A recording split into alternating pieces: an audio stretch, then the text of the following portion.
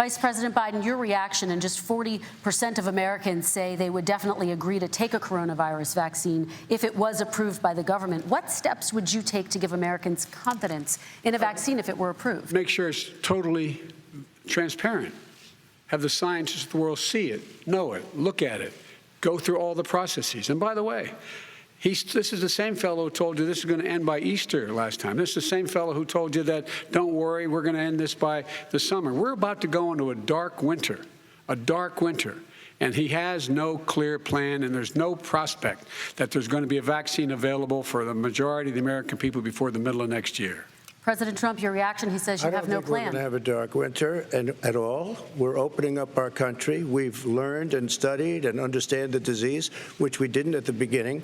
When I closed and banned China from coming in heavily infected, and then ultimately Europe, but China was in January. Months later, he was saying I was xenophobic. I did it too soon. Now he's saying, oh, I should have, moved quicker. But he didn't move quicker. He was months behind me, many months behind me. And frankly, he ran the H1N1 swine flu, and it was a total disaster, far less lethal, but it was a total disaster. Had that had this kind of numbers, 700,000 people would be dead right now, but it was a far less lethal disease. Look, his own person who ran that for him, who, as you know, was his chief of staff, said it was catastrophic. It was horrible. We didn't know what we were doing. Now he comes up and he tells us how to do this. Also, everything that he said about the way every single move that he said we should make, that's what we've done. We've done all of it. But he was way behind us. Vice President Biden, your response. My response is he is xenophobic, but not because he shut down access from China. And he did it late after 40 countries had already done that. In addition to that, what he did, he made sure that we had 44 people that were in there in China trying to get to Wuhan to determine what exactly the source was. What did the president say in January? He said, no, he said, he's being transparent. The president of China is being transparent. We owe him a debt of gratitude. We have to thank him. And then what happened was we started talking about using the Defense Act to make sure we go out and get whatever is needed out there to protect people.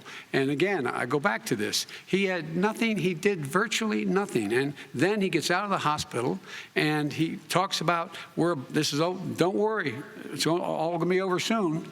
Come on.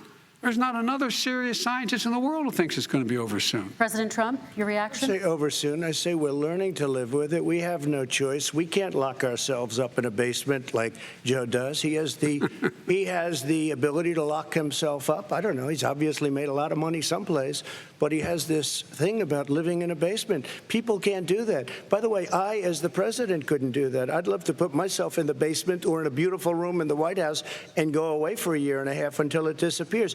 I can't do that. And Kirsten, every meeting I had, and I'd meet a lot of families, including Gold Star families and military families, every meeting I had, and I had to meet them. I had to. It would be horrible to have canceled everything.